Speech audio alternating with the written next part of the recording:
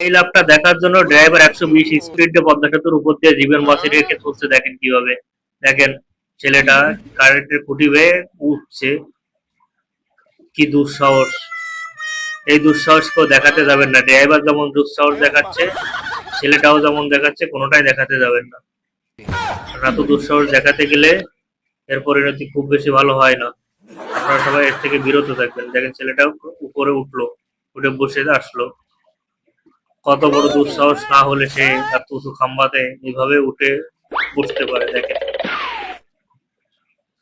আশেপাশে দেখেন গাড়িও দেখেন কি স্পিডে যাচ্ছে এই লাভটা দেখার জন্য।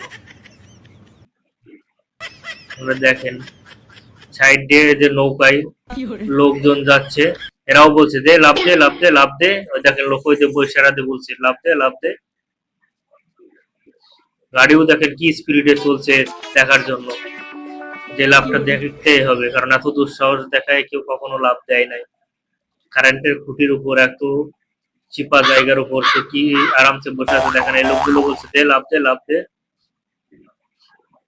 আসলে কতটা দুঃসাহস না হলে এত উঁচুতে ওঠা যায় আপনারা বলেন। এতটা উঁচুতে উঠতে গেলে অবশ্যই অনেক দুঃসাহসের প্রয়োজন হয়। আপনারা ভুলেও কিন্তু এই কাজটা করতে যাবেন না। দেখেন এখন সে প্রিপারেশন নিচ্ছে লাভ দেওয়ার। গাড়িও কিন্তু কাছাকাছি চলে আসেছে দেখার জন্য, এই জন্য গাড়িও কিন্তু স্লো করতেছে। দেখেন এসে দাঁড়ালো, এবার লাভ দেবে। দে দে দে দে লাভ দে লাভ দে লাভ দে লাভ দে লাভ দে লাভ দিয়ে ফেলছে। দেখছেন কত সাহস!